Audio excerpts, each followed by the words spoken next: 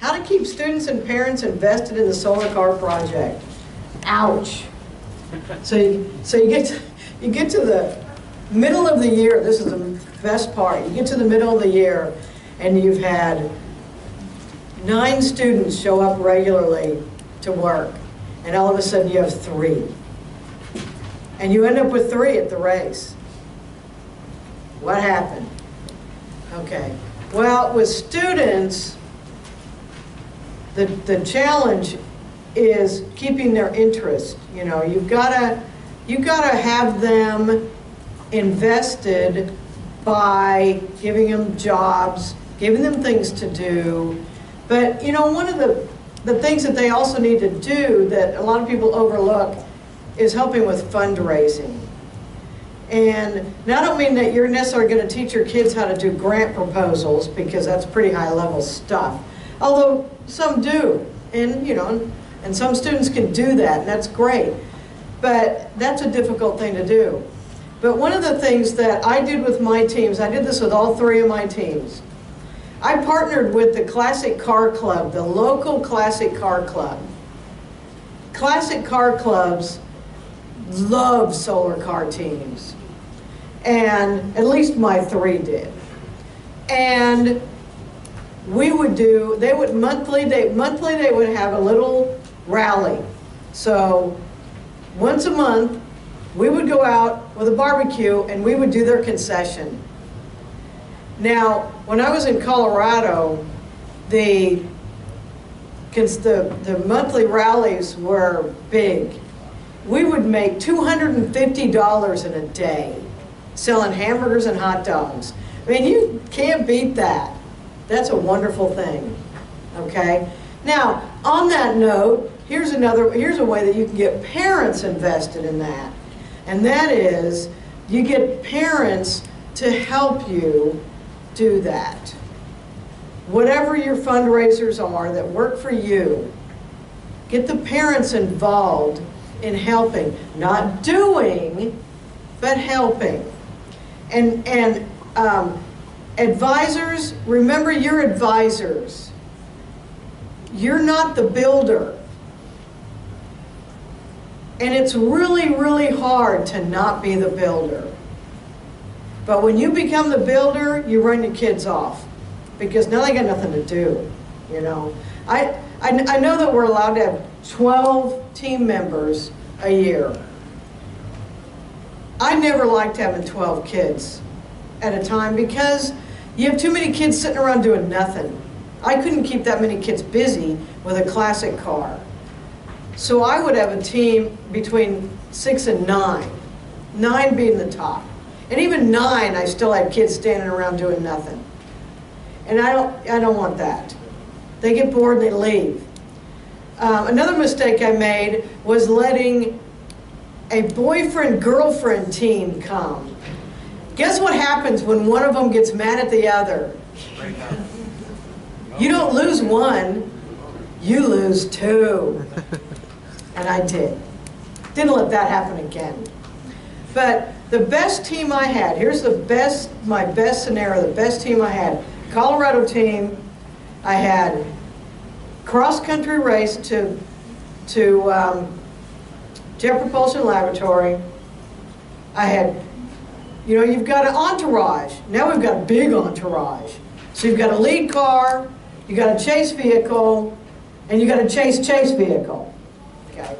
So now you really have things for parents to do. So get your parents involved in helping to drive. And you want more than one driver for each one of those vehicles, because it's grueling driving 8 hours in a day at 20 miles an hour. Take my word for it. And you really need to swap each other out. You need to have, so you need at least two drivers for each one of those vehicles. Well, that gets your parents involved. And then the parents, then you can also have parents that are running to get food. You know, another great thing that I was taught, and actually the Houston, Mississippi team taught me this trick, and I've passed this on to lots of others, and that even on the closed track race, have a cooler. Bring your own food. You know, bring breakfast and lunch. You know, the race board supplies 1 meal a day. Don't go to restaurants for the rest of those meals. You're going to break yourself. Bring food. You know, your kids can eat sandwiches out of a cooler for lunch, and cereal and yogurt and whatever else you might want to get for breakfast. But so bring food. So now you've got something else for parents to do. Okay. So, but you know, give everybody a job. You're going to have a team captain, and you're the teacher. You let your team, you teach your team what they need to know, what they need to do.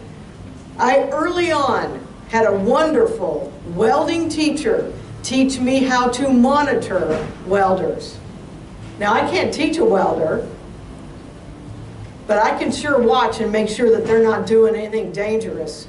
And I did. I made sure that they didn't catch their hair on fire when they were soldering. I made sure that, you know, I'm there watching, making sure that they're safe, but they're doing all the work. I'm not doing the work. I'm not even changing tires. So keep your kids involved. Make sure that they're busy every time they come. And respect them, and demand that they respect you back, and demand that they respect each other.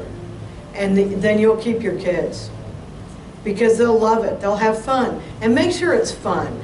Let it be fun.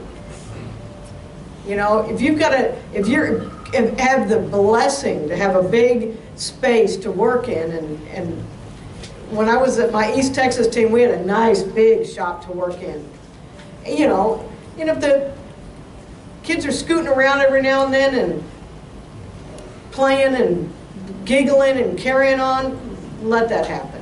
Let them have fun. Let it be fun. Let it be fun. And let it be fun for the parents. Now, here's another challenge that you have, is you don't want the parents doing the work either. You know, that's another thing that can happen, is that your parents will jump in and want to change that tire and want to, you know, do the work for the kids. We can't have that either. So, but you know, you got to give them things to do. They need to, then they're invested. If you do all the fundraising, then your kids do not have see any value in that money or in what it buys. So make sure that your kids are doing all that. And guys, kids, team members, girls can weld. I've seen lots of good welders that were girls. Lots of good welders that were girls. And boys can clean up. So, you know, take turns, do the job. You kids, do the work. It's your car. Then when you place in a race, or even just get a day trophy. My first team, you know, that video they showed at lunch, that was my first cross-country race. It's the only time we ever got a day trophy, ever. Boy, we cherished that sucker. We cherished that sucker. And it was because we just figured out how to outrun the weather. One day, we figured out how to outrun the weather. And we were right. We were right. But then we had a trophy that we could take back and show to our funders.